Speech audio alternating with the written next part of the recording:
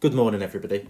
As it's your first day back after half term, I thought for literacy we'd do something a little bit different and do the questions off of Pobble rather than the creative writing aspects, or the fix my sentence. 6 sentences, that's what they call them.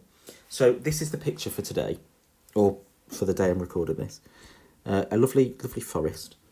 And then these are the questions that we're going to go through. Now, there's no necessarily right or wrong answer to them, especially as you get towards the bottom. There's a lot of inference, there's a lot of assumptions, okay?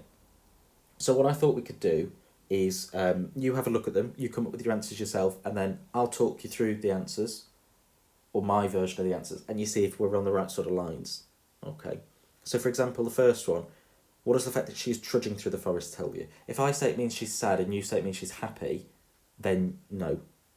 But if you're on the right sort of lines, if you had the idea of it being a bit miserable, then you're fine. Okay? It's all about working out how to express yourself. Okay? These are the sorts of questions. These ones, especially, I think are really important for your guided reading skills. These ones, not so much. This one, maybe. But that's a bit of a very open-ended question. This one's very open-ended, and this one is just, can you put yourself in the thingy's shoes, the main character's shoes? So, what does the fact that she is trudging through the forest tell you about how she is feeling?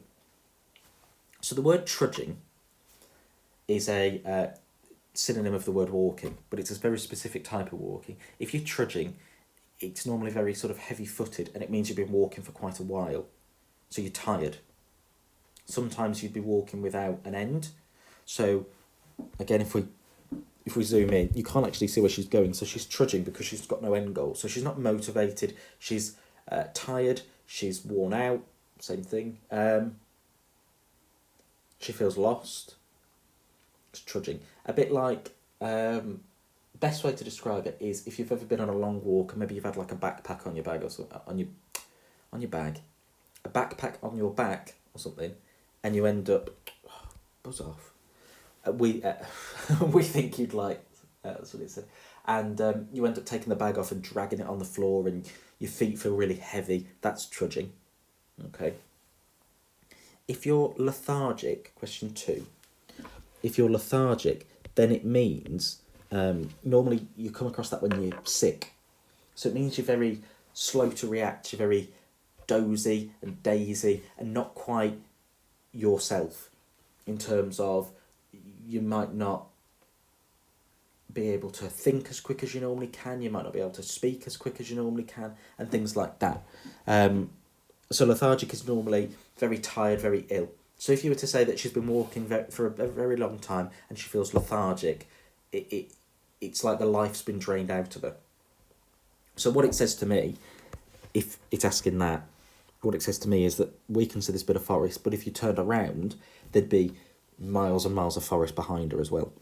Okay, you don't feel lethargic on your walk to school. You might feel lethargic on your walk across a desert, for example.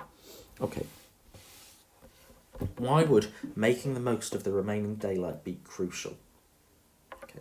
If it's crucial, obviously it means it's really important. From the picture, as you can see, there's no light really in these sort of areas getting in. If there's a full canopy, which there is, of trees, then you'd have, draw me like a person here, if the person here, surrounded by these are my trees, and then, fantastic illustration, then you'd have the tree line like that covering. So the only daylight getting through is the light that's breaking through those, the canopy of the trees, breaking through the leaves. So when that disappears, she'll be in complete darkness. That's why it's important. Whoops. So why would making the most of the remaining daylight be crucial? Because when the daylight disappears, she'll be in complete darkness. She won't be able to see anything. That's going to take forever to rub out. Okay. Why the trees compared to sentinels? I really like that. I think that's really powerful. You might not know what a sentinel is, so we'll change it and call it a guard. Why are the trees compared to guards? Now, if you have ever been to maybe London and you've seen what they call the beef eaters, and how they are very regimented, very organised, or you've ever seen an army march or something like that. That's what the trees are being compared to here. So it's a metaphor. It depends whether he says they're like sentinels or they are sentinels, obviously, whether it's a metaphor or a simile. But it's a comparison. It's figurative language. It looks like they're all lined up as a guard. Or in, I don't know, what's the word I'm after? Lined up to attention, doesn't it? They're all in perfectly straight lines. They're not all over the place. They look like they're ordered and regimented. So it looks like they're sentinels, like they're guarding something. Or they're there to guard her, maybe. Okay. So, for that one, why are the trees compared to sentinels? As they have grown in a very uniform, regimented order, and they look like they are on watch or on guard. Okay. What might happen in the forest when night falls? What is she so afraid of? To me, this screams monster in the forest. And I actually looked at the picture very carefully before I started doing this video to see if there were any little hidden monsters. But there's not, as far as I can see. You might spot one. But it would be so easy for something just to be hiding here or here or here, wouldn't it? So, what might happen in the forest when night falls? What is she so afraid of? Well, to put it simply, whatever happens, she won't be able to see. So what about if creatures come out in the night? And we'll leave it at that. What might happen in the forest when night falls? What is she so afraid of? Creatures coming out in the night. Because it is so dark, she will not be able to see them. And she will not be able to hide from them. And she will not be able to run from them. That's pretty scary stuff. Who might she be? Now, I really like that question. Because, I don't know. And depends on the story. Does it really matter? Because the she could be anybody. We'd all feel the same here, wouldn't we?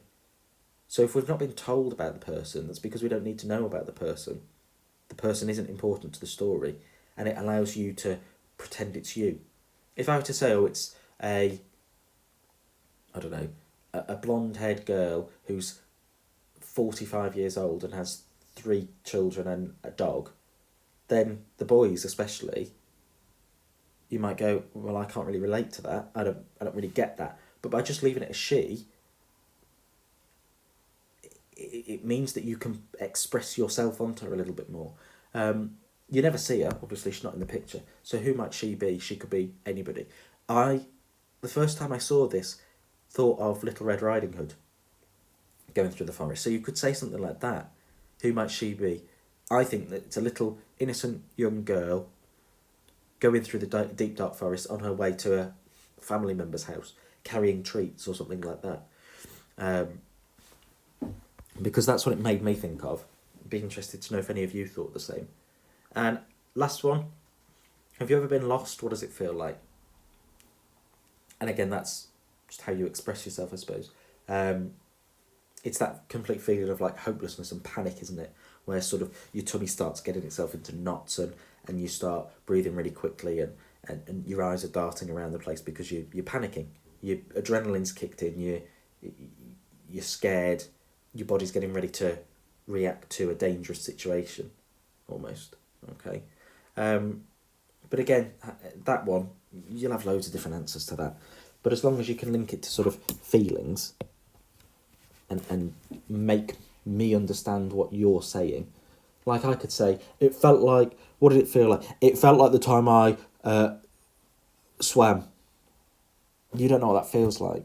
You don't know what it feels like when I swim. So that's why we use similes and metaphors to try and make it clear to you how another person's feeling. So you all know what it's like when your eyes are darting around the place. You all know what it's like when you get butterflies in your stomach. So if I tell you that, you know what it felt like if I got lost. Okay, so as long as you've expressed yourself well on that one, that'll be a tick. That's it. Nice and simple today. It's just an opportunity for you to try and engage that guided reading side of your brain. Have a look at this and start unpicking it. We'll see whether we do another one of these or whether we just carry on with the writing, fixing the sentences. But it's nice to change things up a little bit, isn't it? Anyway, I do hope you had a nice half term. You enjoyed the sun while we had it. And now it's back to work. Hooray!